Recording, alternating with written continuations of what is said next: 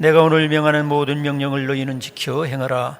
그리하면 너희가 살고 번성하고 여호와께서 너희 조상들에게 맹세하신 땅에 들어가서 그것을 차지하리라. 네 하나님 여호와께서 이 40년 동안에 네게 광야길을 걷게 하신 것을 기억하라. 이는 너를 낮추시며 너를 시험하사 네 마음이 어떠한지 그 명령을 지키시는지 지키지 않는지 알려 하심이라.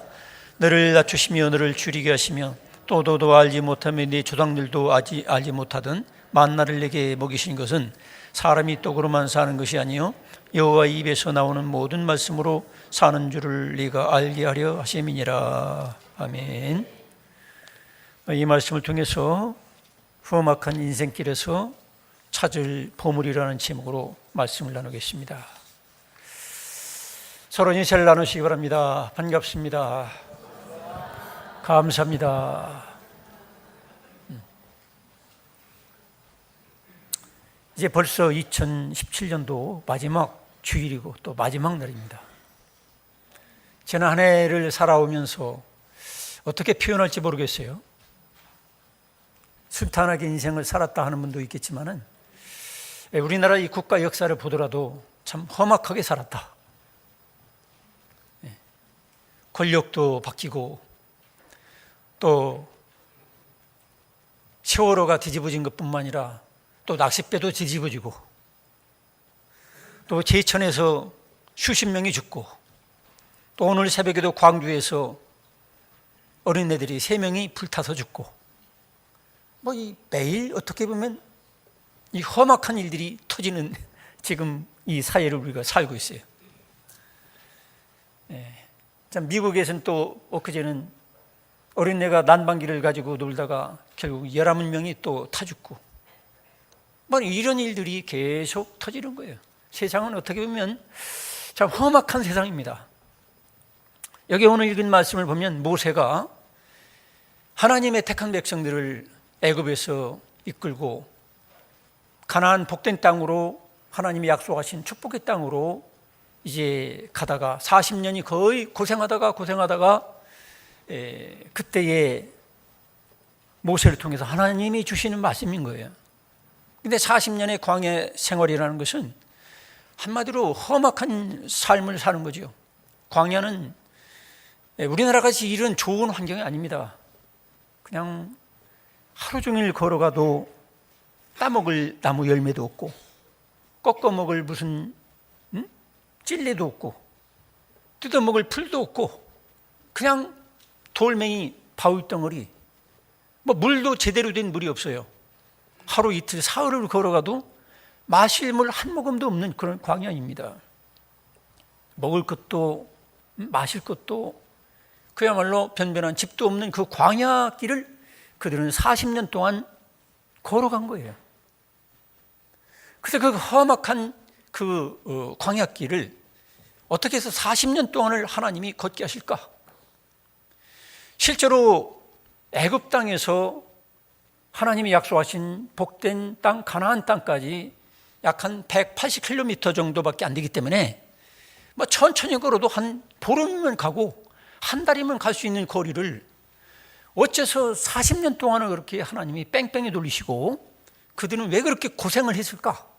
그 의문을 우리가 가질 수가 있어요. 또 여러분들도 마찬가지죠. 여러분들도 내가 소원하는 게 있어요. 여러분이 바라는 게 있어요. 행복, 또 물질의 축복, 건강, 무슨 영광, 직분 이런 여러 가지가 있는데 왜 나는 안 될까 말이야.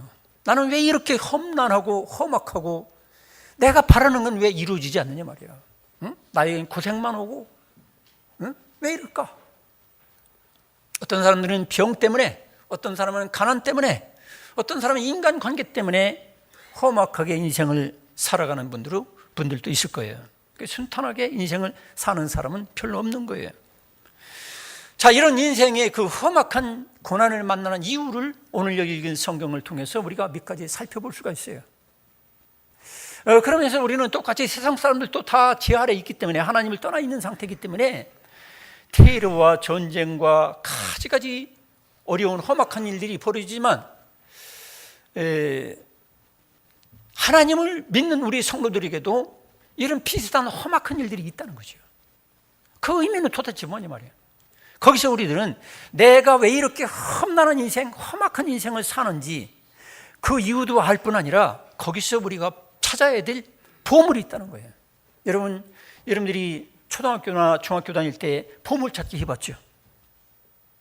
예, 험악한 어떤 바위 틈이라든지 나무 사이라든지 숲을 사이에 보물을 숨겨두고 그 보물을 찾기 하는 게임이 있잖아요. 그 보물을 잘 찾으면 어떤 사람은 큰 상을 받고 못 찾으면 빈손이야. 빈손, 꽝. 우리 인생도 마찬가지예요. 우리 인생도 험난한 고난의 연속의 인생인데 거기에서 어떤 사람들은 아주 귀한 보물을 찾고 아주 신나게 기쁨으로 사는 사람이 있는 반면에 어떤 사람은 쓰레기 더미 같고 불구덩이 같은 곳에서 고생만 하다가 인생을 끝내는 사람들이 있다 이 말이에요. 여러분, 이왕이면 보물을 찾는 자들이 되기를 축원합니다. 우리가 이 고난과 이 험악한 인생 속에서 찾아야 될 보물 몇 가지를 생각해 볼 수 있는데, 첫째로는 믿음이라는 거예요. 축복을 누릴 수 있는 그 연단된 믿음. 믿음도 다 똑같은 게 아닙니다. 여러분, 다 믿는다고 그러죠. 심지어는 교회 다니지 않는 사람들도 다 뭐라고 하냐면, 아야, 하나님 안 믿는 사람이 어디 있느냐고. 다 하나님 믿는다고. 그러면서도 예수님은 안 믿어. 신을 안 믿는 사람이 어디 있느냐고. 다 믿는다고 그래. 또 교회 다니는 분들도 다 집사님도 믿는다고 그러고 권사님도 믿는다고 그러고 다들 믿는다는 말은 똑같은데 그 믿음의 진정성, 진실성, 믿음의 순결성, 순전성, 이게 중요한 거예요. 우리 예수님께서도 그랬잖아요. 나보고 주여 주여 하는 자마다 다 천국에 갈 것이 아니라는 거예요. 쉽게 말하면 믿습니다. 나 예수님 믿습니다. 나의 구원자를 믿습니다. 맨날 말만 반복한다고 해서 그 사람이 천국 가는 게 아니라는 거예요. 오늘날도 내가 믿습니다. 밥 먹듯이 믿습니다. 뭐라든지 믿습니다. 감기약 먹으면서 믿습니다. 감기 나을 줄 믿습니다. 그러면 안 해도 돼. 감기약 안 먹어도 나을 때 되면 나서요. 나 성공할 줄 믿습니다. 성공? 예수 안 믿어도 성공할 사람 많아요. 세상적인 성공은. 부부싸움 하면서 막 주먹으로 치면서 내가 이 만화를 내가 이길 줄로 믿습니다. 그래서 주먹으로 안 때리고, 때리든 안 때리든 간에 믿습니다 안 해도 다 되는 거예요. 그거. 우리는 믿습니다라는 말을 너무 흔하게 써요. 말끝마다 주여 주여 하죠. 그런데 사는 건 어떻게 살아요? 주여 주여가 아니라 나여 사는 거예요. 맨날 내 중심, 내 감정, 내 혈기, 내 이기적 욕심, 내 탐욕, 이것으로 살면서 주여 주여 하는 거야. 주여 주여 하는 이런 사람들은 천국에 못 가는 거예요. 그게 진정성이 없어요. 순도가 떨어진다는 거예요. 여러분, 어떤 금속 같은 것도 순도가 떨어지면 그거 매매를 못하게 되죠. 금도 순금이 인정받는 거지, 퍼센티지가 한 1% 들었다고 해서 그거 다 비싼 값에 넘어가는 게 아니잖아요. 그래서 믿습니다. 축복을 받아 누릴 수 있는 믿음, 하나님이 원하시는 믿음, 성경적인 믿음, 이 믿음을 우리가 가져야 되는데 이 출애굽을 한 이 백성들은 그런 믿음이 없었어요. 그래서 하나님 나라 천국에 들어가고 축복을 누리면서 하나님의 기뻐하는 삶을 살려고 한다면 너희들이 믿음을 연단받아야 되겠다. 그래서 40년 동안을 하나님께서 광야에서 훈련을 시킨 거예요. 여러분들은 순도가 몇 퍼센트 믿음인지 한번 생각을 해보세요. 한번 옆에 사람한테 물어봅시다. 순도가 몇 퍼센트인가? 믿음을 확인해 봅시다.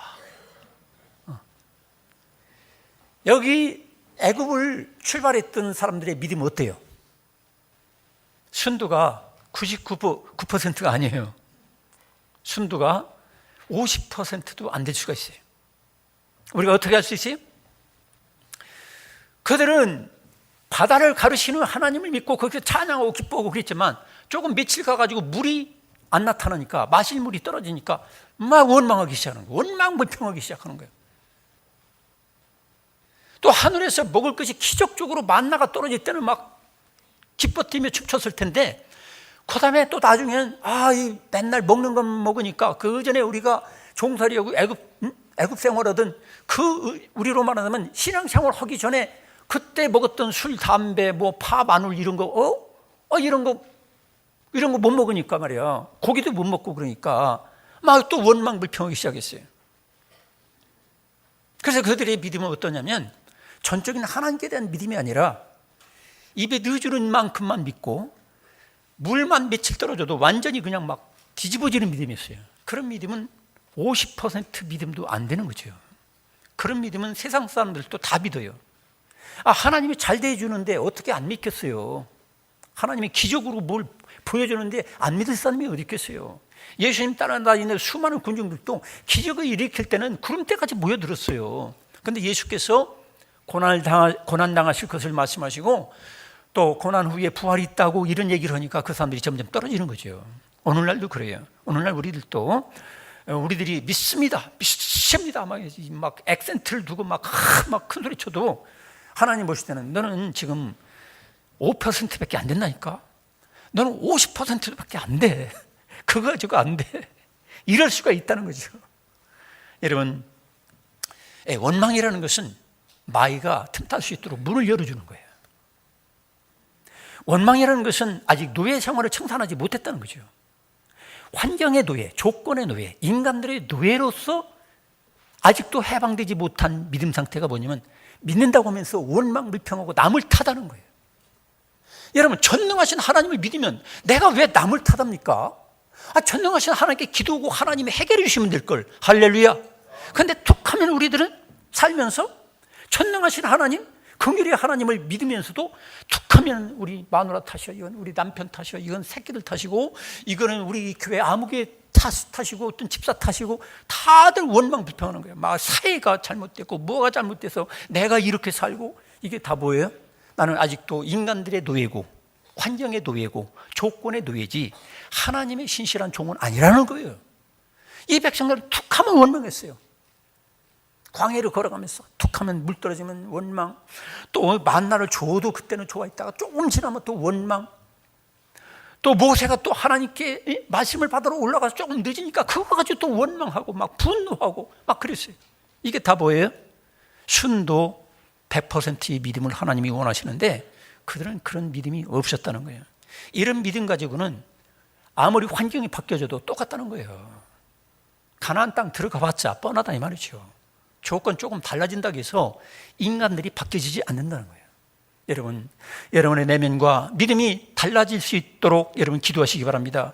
환경이 달라지는 것보다도 내 믿음이 달라지면 되는 거예요. 사도 바울은 복음을 전하다가 뭐 대접받은 거 별로 없어요.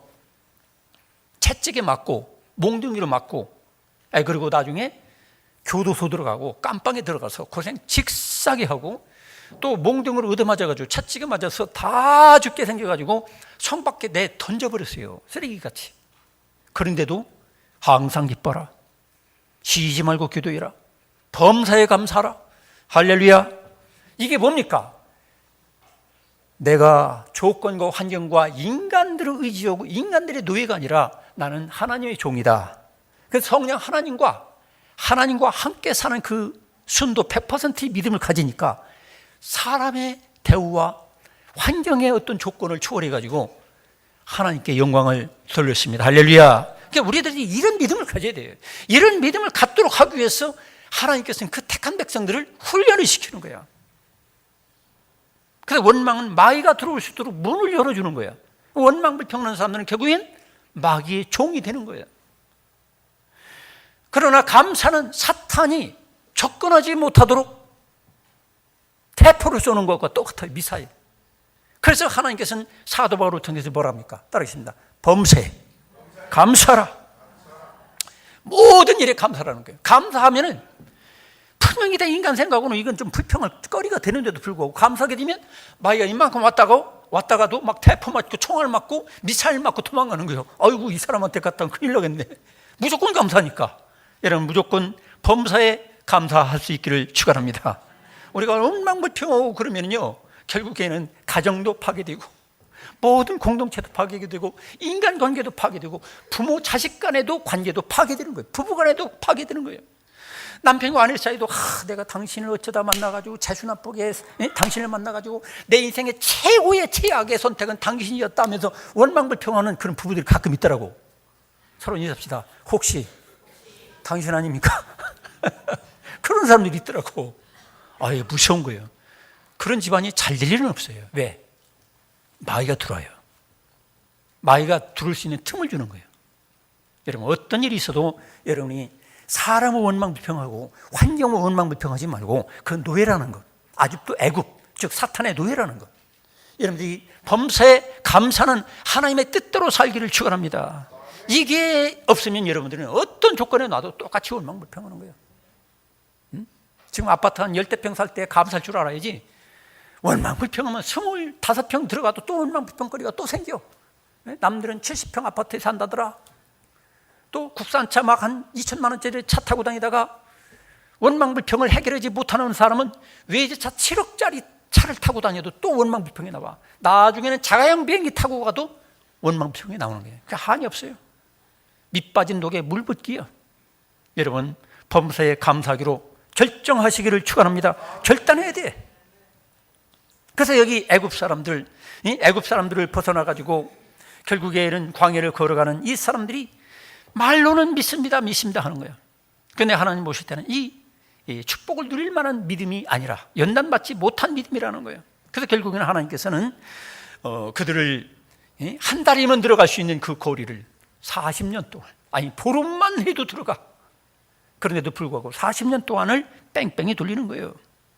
성도 여러분, 여러분들의 믿음을 한번 점검해 보시기 바랍니다. 한 해 동안 왜 이렇게 어려운 일이 있었을까? 내 인생은 왜 이렇게 꼬여지는 일이 많을까? 남들은 돈도 잘 번다는데, 엊그제도 제가 어떤 분한테 얘기 들었어요. 그 사람은 한 달에 25억씩 번대. 그리고 어떤 사람은 수천억 있는데도 불구하고 학교도 제대로 나오지도 않았어. 수천억 돈도 벌었는데 계속 돈 벌려고 노력한다는 거예요. 우리는 평생 가야 몇 억 손에 쥐어볼까 말까 할 텐데 한 달에 25억씩 벌고, 어떤 사람은 수천억을 가지고도 또 막 돈 벌려고, 그래도 또 돈이 잘 벌린대.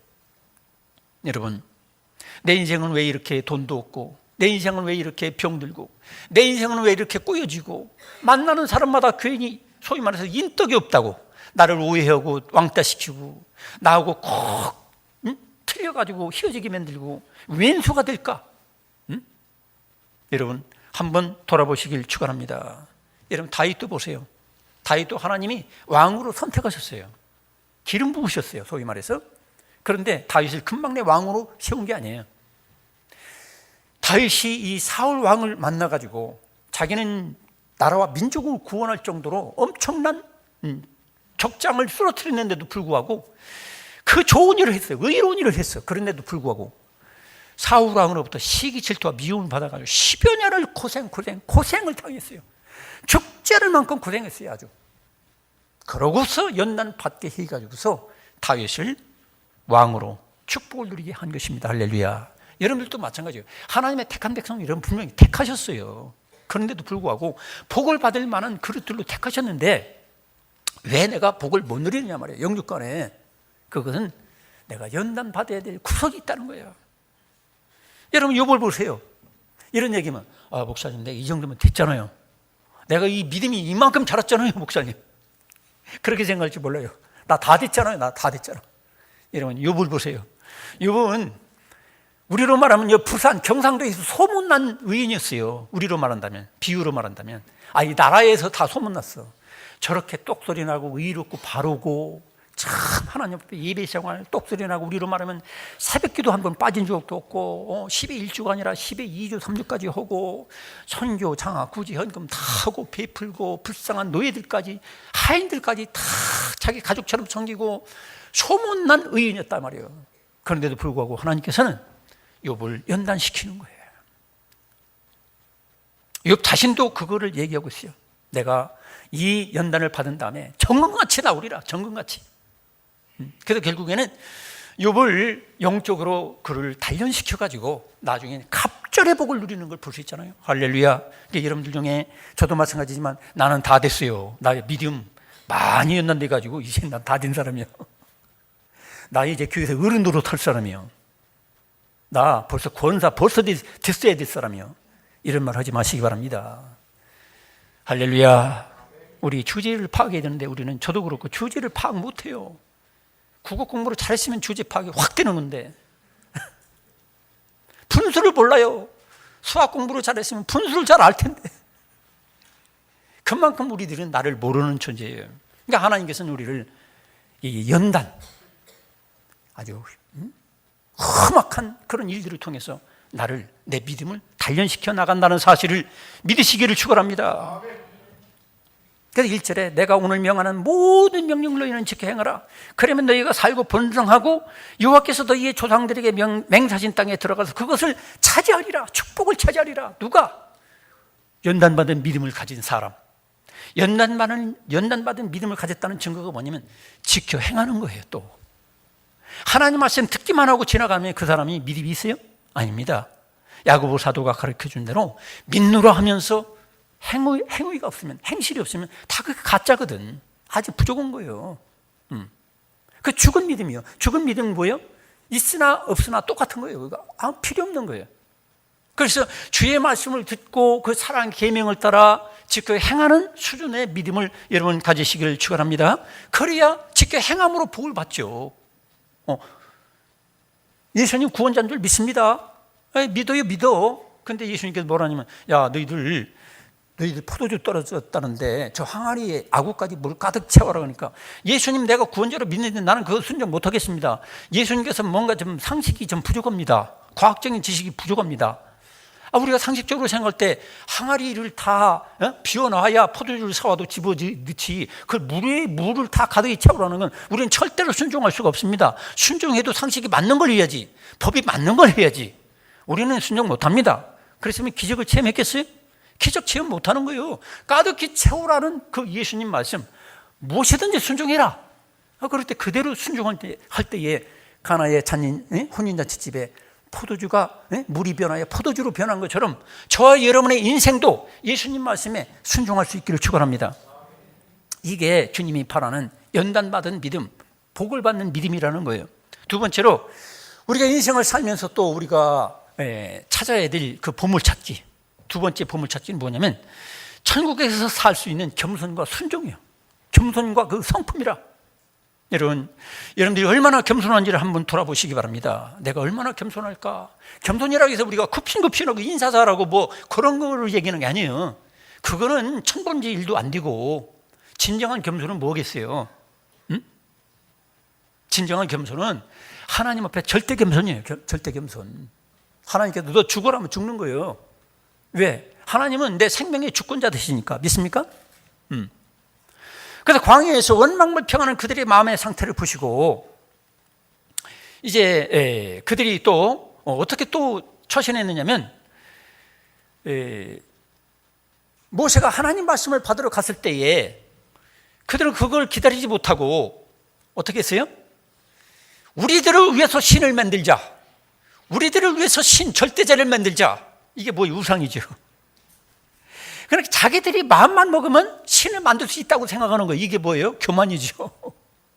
아니, 조물주 창조자를, 신을, 절대자를 자기 마음대로 만들 수 있다는 거, 자기 욕심대로 신을 이래라 저리라고, 이렇게 만들자 저렇게 만들자, 이렇게 할 수 있다는 게 이게 엄청난 교만이거든요.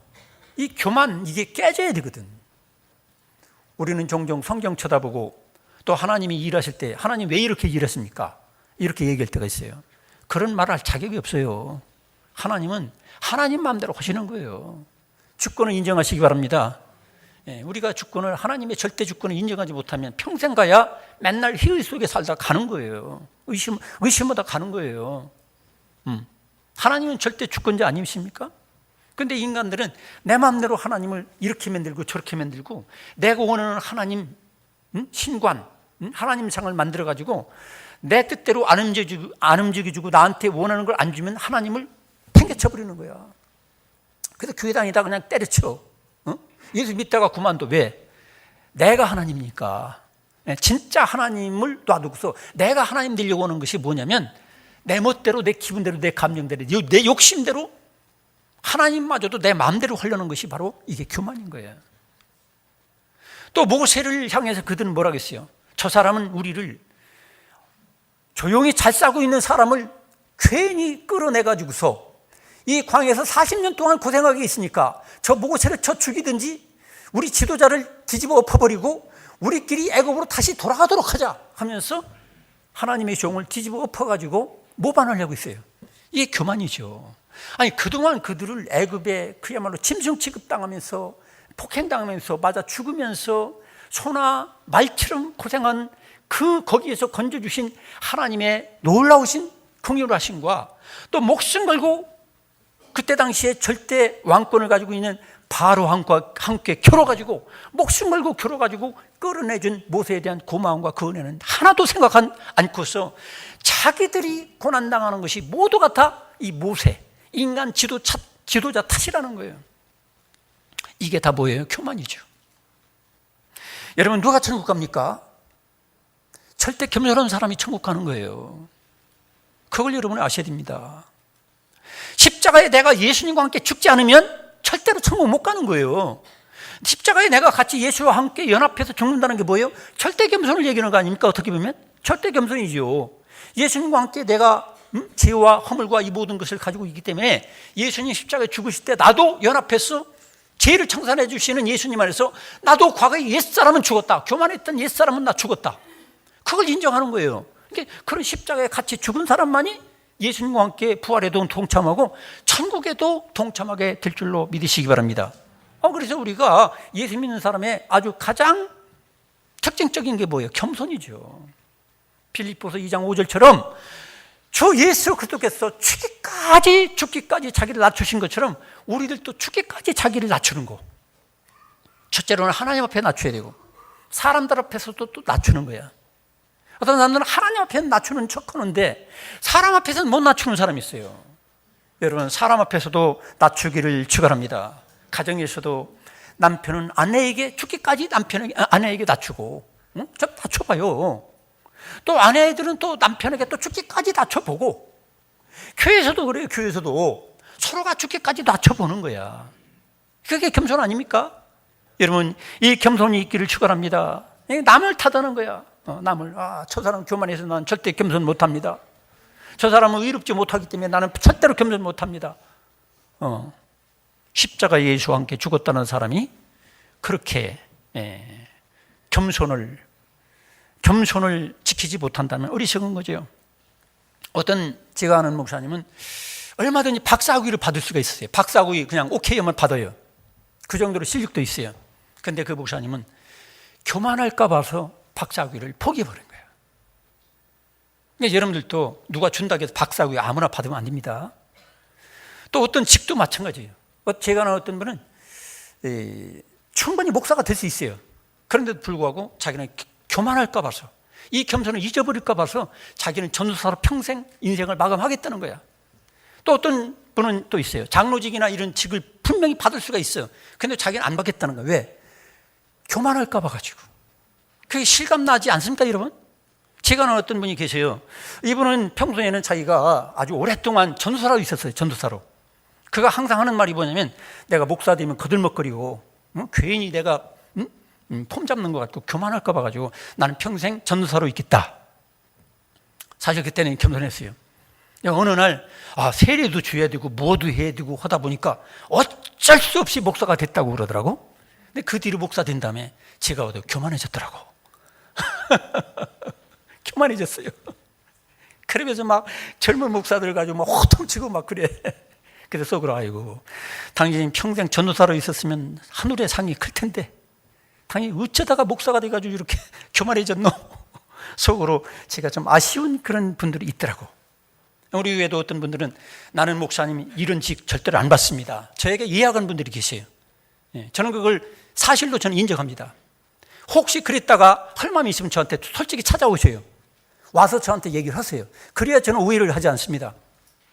분명히 내 앞에서 목사님 나는 절대로 이 교회 뭐가 안 되겠습니다. 그렇게 얘기한 분들이 계세요. 몇 명 돼. 여러분들이 그랬다가 다시 돼도 뭐 그거 가지고 제가 뭐라고 하지 않았습니다. 그렇지만 중요한 건 뭐냐면 우리가 이 겸손만은 100억짜리 1000억짜리 보물처럼 죽을 때까지 지켜야 된다는 거예요. 그 지키지 못하고 내가 뭐가 됐다고 해서, 내가 좀 부자가 됐다고 해서, 내가 무슨 의로운 일을 한다고 해서 그거 가지고 내가 큰 소리 치고 그거 가지고 자만하면 결국에는 더 큰 보물인 겸손을 잃어버린다는 거예요. 하나님의 성품을 잃어버린다는 거예요. 여러분, 십자가의 죽은 여러분의 절대 겸손을 꼭 지키기를 축원합니다. 여러분, 뭐 10,000원짜리 하나 잃어버려도 막 찾고, 뭐 100,000원짜리 수표만 잃어버려도 온 방을 뒤집어 버리는데, 우리들이 지켜야 될 100억, 1000억짜리보다 더 귀중한 겸손을 잃어버리고 내가 딴 걸 얻은들, 그게 무슨 소용이 있겠어요? 하나님께서는 사도 바울에게도 끝까지 겸손하도록 그에게 육체의 가시를 허락하셨어요. 왜냐하면 건강보다도 겸손이 더 중요하더라 이 말이에요. 할렐루야. 이런 말하면, 아이 목사님, 저 그래도 건강이 최고입니다. 저 겸손 다 때려치고 돈도 안 되는 거 그냥 건강만 주세요. 아 목사님, 저는요 저기 돈복이 좋아요. 재물복. 그냥 로또에 한 40억 당첨되게 해주세요. 전 겸손보다도 돈이 더 좋아요. 이럴 분도 여기 계실지 모르겠어요. 근데 여러분, 겸손을 잃어버리면 결국 다 잃어버리는 거예요. 주님의 십자가를 잃어버리고 뭘 얻겠다고 그러는 거예요. 교회 생활하면서. 여러분, 주님의 성품을 닮아가라고 우리에게 험악한 인생을 허락해 주시고, 또 어떤 때는 아주 얄궂은 사람을 붙여주는 거예요. 정말로 상대하기 어려운 인간들 있잖아요. 왜? 무슨 말해도 꼭 꼬여서 듣고, 또 내가 잘해준다고 하면은 또 막 뭐라 하고, 별것도 아닌 일 가지고 그냥 시험 들고 막 그런 사람들 있잖아요. 왜? 그거 왜 그럴까요? 그거 우리를 더 겸손하게 만들려고 그러는 거예요. 여러분, 그런 남편 두고 여러분 평생 고생하십니까? 여러분, 주님이 사랑하시는 거예요. 그런 아내 때문에 평생을 지금 고생하는 분들이 계실지 몰라요. 여기도 이 바가지 잘 긁는 아내를 둔 그저 남편들 여기 있을지 몰라. 아침에도 바가지, 점심에도 바가지, 잠잘 때도 바가지, 맨날도 바가지 해가지고서 저처럼 소갈머리가 빠지고 막 이런 분들이 있습니까? 감사한 줄 아세요? 그게 뭐냐면 나를 겸손하게 하시려고. 내가 얼마나 교만하게 쉬웠으면 하나님께서 나를, 아내를 붙여서, 내 남편을 붙여서, 내 자식들을 붙여가지고, 내 교회에 어떤 사람을 붙여가지고 나를 그렇게 짓밟고 그냥 긁고 찌르고 꼬집고 찌르고 말이 이렇게 하느냐 말이에요. 할렐루야. 감사하시기 바랍니다. 마지막으로 하나님 말씀, 또 하나님 그분 자신이 절대로 중요하다는 거예요. 그분 아니면 아무것도 아니라는 걸 깨닫게 하시려고 우리들에게 하나님을 발견하라고, 하나님 말씀을 발견하라고 우리에게 이런 험악한 인생을 주시는 거예요. 여러분의 하나님이 정말로 귀중하십니까? 하나님 말씀이 진짜로 여러분 중대하십니까? 중요합니까? 근데 우리 학생들 봐. 일주일 내내 30시간, 40시간, 50시간 공부하면서 성경 일주일에 1시간 공부하는 학생이 있어요? 별로 없지. 그거는 하나님 말씀을 귀중히 여기는 게 아니야. 수업 시간에 수능 시험 잘 보려고 성적 올리려고 막 발버둥을 치면서 집중하면서도 설교 시간에 졸고 앉아있어요. 그러면 그런 사람은 뭐예요? 하나님도, 하나님 말씀도 난 귀중히 여기지 않습니다. 그런 사인이야 그게. 어른들도 마찬가지야. 스마트폰은 하루에도 그냥 막 몇 시간씩 보면서 제가 올리는 묵상글 그 3분 내지 5분이면 읽어. 빨리 읽는 사람은 2분이면 읽어. 근데 하루에도 그걸 안 읽더라고. 새벽기도 못 나오면 그거라도 읽으라고 제가 보내는 거거든. 그거 하려면 1시간은 걸려요. 그러고도 우리는 하나님이 최고, 주의 말씀이 내 인생보다 더 귀중하다고 말로는 그러지 실제는 아니라는 거죠. 우리가 주여 주여 하는 거 그거 가지고 천국 가는 게 아닙니다. 맨날도 하나님 그거 가지고 천국 가는 게 아니에요. 그거 가지고 복 받는 것도 아니고 그거 가지고 주님이 인정해 주는 것도 아니에요. 여러분, 3절에 보니까 너를 낮추시며 너를 줄이게 하시며 또 너도 알지 못하며 네 조상들도 알지 못하던 만나를 내게 먹이신 것은 사람이 떡으로만 사는 것이 아니요 여호와 입에서 나오는 모든 말씀으로 사는 줄을 네가 알게 하려 하심이라 그랬어요. 우리를 그렇게 막 무시당하고 모욕당하고 짓밟아버리고 그냥 아내를 통해서 남편을 통해서 교우들을 통해서 이웃 사람을 통해서 나를 그냥 짓밟고 욕하고 비난하고 내 속을 뒤집어 놓는 건 왜 그러냐? 나를 낮추시려고 그런다는 거야. 나를 낮추시려고. 내가 그렇게 돈도 없고 막 가난하고 그 몇십만 원 꾸고 여기저기 돌아다니고 난리 피게 만드는 게 왜냐면 나를 낮추시려고. 낮추시고 그리고 하나님이 최고라는 거. 내가 먹는 것도 내가 모든 것도 다 하나님이 허락하셔야 된다는 거예요. 하늘에서 만나를 먹이는 것도 왜 그러냐면 그건 기적을 보여줘가지고 하나님이 영광 받으려고 그러는 게 아니라 하나님이 네 인생에 절대로 필요한 첫째 조건이다. 너 하나님 잃으면 다 잃어버리는 거예요. 너 하나님의 법과 말씀을 안 지키면 너 인생 다 망조가 되고 다 끝나는 거예요. 이걸 알려주려고 하나님이 우리에게 험악한 인생을 허락하신다는 거예요. 그런데도 불구하고 하나님 말씀은 묵상도 하지 않고 암송도 하지 않고 기억도 안 하면서 맨날도 세상 돈벌이 생각하고 사람들 쳐다보고 그런 인생은 절대로 잘 될 리가 없다는 거죠. 지난주에는 어떤 분이 저를 찾아왔어요. 목사님인데 참 너무 괴롭다는 거야. 장로들도 막 자기를 그냥 막 공격하고 비난하고 교우들도 막 또 막 별 짓을 다 하고 다 때려치고 농촌으로 돌아가고 싶다고 그러고 산속으로 돌아가고 싶다고. 여러분 산은 아무나 들어갑니까? 산 살려면 돈 많이 들더라고. 저도 좀 연구해봤어요. 요 근처 산 살려면 평당 10만 원 이상 들대. 그냥 산 그 몇백 평으로 하려니까 몇 억 줘야 돼요. 시원찮은 산도. 산 아무나 들어가는 거 아니에요, 여러분. 농촌 아무나 들어가는 거 아닙니다, 여러분. 요 근처 땅값이 얼마나 올렸는지 요 근처 그냥 집도 못 짓는 땅도 100만 원이 넘어요. 몇 억 있어요? 목사가 그런 돈 별로 있어요? 별로 없어. 개척교회는 목사 겨우 뭐 40-50명 모이는 교회 목사인데 말을 함부로 하더라고. 산속에 들어가고 싶고 농촌에 가고 싶고 장로들이 어떻고 교우들이 어떻고. 여러분 저도 그렇고 여러분 직장 생활도 마찬가지죠. 여러분들 직장 생활도 다 때려치우고 그냥 가서 땅이나 파고 싶다고. 땅 아무나 파는 게 아니야. 우리 딸내미도 그 전에 직장이 힘들면 아빠 이거 다 때려치고 저기 이제 블루베리 농사나 같이 짓자고 막 그러더라고요. 블루베리 한참 유행할 때 몇 년 전에. 블루베리 농사 아무나 짓는 게 아닙니다. 매실 농사 아무나 짓는 게 아니에요.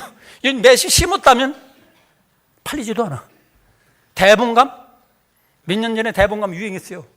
저기 전라도 어디는 다 수확해가지고 그냥 포크레인에 밀어버리더라고. 트랙터로. 여러분 농사라고 아무나 짓는 게 아니에요. 그 때문에 우리들은 남이 문제가 아니야. 장로가 문제가 아니고 교인들이 문제가 아니고 뭐 대봉감이 문제가 아니고 산속이 문제가 아니고 도시가 문제가 아니에요. 중요한 건 뭐냐? 하나님 그분을 내가 진실로 믿느냐? 예수님이 계셔서 목회하고 예수님이 계셔서 직장생활하고 예수님이 함께 하면은 모든 것이 다 오케이다. 하나님이 예수님이 나와 함께 동행하시고 예수님이 함께 하신다면 해결되는 거예요. 근데 우리는 말로는 목사도 마찬가지지만 이 목사도 마찬가지지만 말로는 주여 하면서 내가 예수님의 종이고 나는 예수님과 연합이고 막 말로 그러지만 실제로 살아갈 때 어려움 닥치면은 남을 원망하는 거야. 집사들이 어떻고 뭐가 어떻고 막 이 사회가 어떻고. 여러분 남이 여우 같고 늑대같이 여러분을 물고 찢는다 할지라도 우리 속은 뭐가 있죠?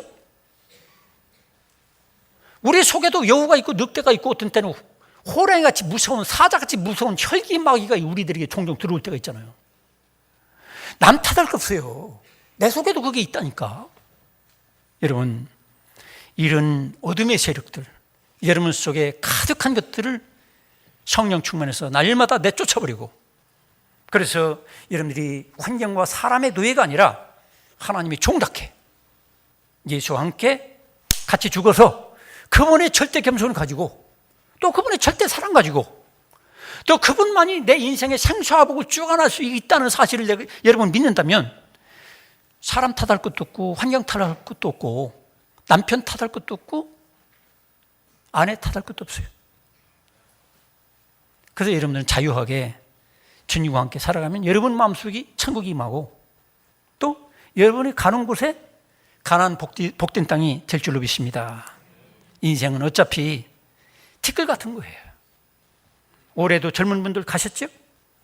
네? 40대 50대가 죽잖아요. 인생은요 인간은 의지할 게 아니에요. 의지하지도 못할 인간을 왜 쳐다보고 원망불평을 하냐 말이에요. 티끌 같은 거예요. 바람에 그냥 날아가버리면 끝나는 거예요. 저도 그러고 여러분들도 그러고 어느 날 교통사고 당해서 어떤 때는 어느 날 갑자기 암에 걸려서 그냥 끝나는 거예요. 티끌 같은 인생을 쳐다볼 것도 아니고 의지할 것도 없어요. 주님을 의지하시기 바랍니다. 인생은 구름 같은 거예요. 한 줌 구름같이 흘러가 버리면 끝나는 거예요. 한 줌 바람 같은 것을 왜 우리가 쳐다보고 의지하고 그걸 쳐다보고 나한테 왜 이렇게 안 해주느냐? 원망할 거 없어요. 바람인데 뭐 티끌인데. 여러분, 절대적으로 우리가 의지할 분은 주님밖에 없는 거예요. 그래서 예수 그분만이 나의 전부고, 예수 그분만이 나의 기쁨이고, 예수 그분만이 나의 자랑이고 나의 보물이라는 거 여러분 확실히 여러분 마음속에 결심하시고, 여러분이 하나님 앞에 여러분이 홀로 서게 되면 그때부터 여러분 마음이 평안해져요. 그 원망불평도 사라지고 남 비판할 것도 없어. 그러니까 여러분들은 자유하게 되는 거예요. 능력이 임하게 되는 거예요. 하나님이 함께 계시는데, 전능한 하나님이 나와 함께 계시는데 내가 뭐 누구 때문에? 여기 애굽을 출발했던 광야에 가나안 땅에 못 돌아갔던 사람들처럼 원망불평하지 마시고, 여러분들이 정말로 하나님의 종답게, 하나님을 모신 사람답게 연단받은 믿음을 가지고 겸손과 하나님의 성품을 가지고 또 예수 그분만으로 여러분 얼마든지 행복하고 승리하고 성공하고 하나님께 영광 돌릴 수 있다는 확신을 가지고 여러분 승리하시기를 축원합니다. 기도하겠습니다.